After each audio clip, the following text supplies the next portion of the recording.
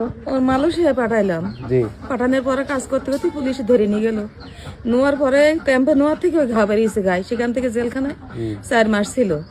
4 মাস থাকার পরে এবার ওই যখন ওর ছেড়ে দেওয়ার ডেট হয়েছে, তখন আমার এক জোড়া কানের দুল ছিল বেঁচে, তাই টিকিট করে বাড়ি নিয়ে আসে পচা ধরিছে অনেকদিন। সারা গায়ে সারা গা একদম মনে করো ওর কোনো জায়গা জিভ সেদ্ধ হয়ে গেছে, জিবির অবস্থা খারাপ। আজকে আর কিছু দিতেই পারছে না, কদিন তো কোন রকম জিবি দেওয়া গেছে।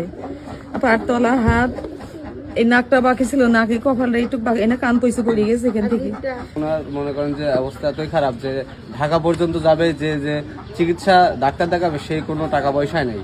তো আপনারা এই ভিডিওটা যেখান থেকে দেখছেন, একটু আমাদের এই ভাইকে ইনি যেন সুস্থ হয়ে থাকতে পারে বা চিকিৎসা নিতে পারে, তার জন্য আপনারা ভিডিওটা যেখান থেকে দেখছেন একটু ভিডিওটা শেয়ার করবেন। আসসালামু আলাইকুম ভিউয়ার্স, এই মুহূর্তে আমি আছি আমাদের নাভারণের হলো প্রবাস। এই প্রবাসে যাওয়ার জন্য মানুষ সর্বোচ্চ ত্যাগ করে। কারা প্রবাসে কাজ করতে যায়?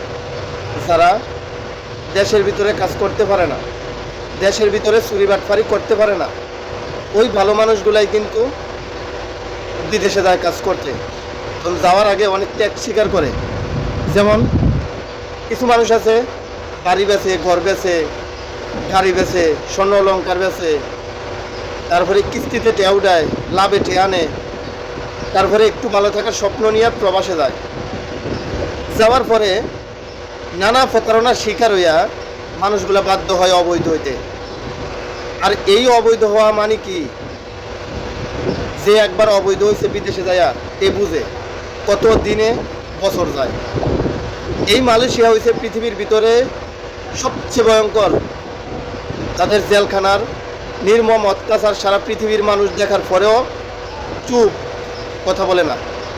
তারা কলিং ভিসা যে সময় চালু করে বা ঘোষণা দেয় চালু করব, ওই সময় তারা মনে করে যে বিদেশ থেকে মানুষ শ্রমিক আনবো। তারা যেই সময় কলিং ভিসায় মালয়েশিয়াতে লোকগুলা আইয়ে ঢুকার পরে তারা মনে করে না যে ওই মানুষগুলা মানুষ।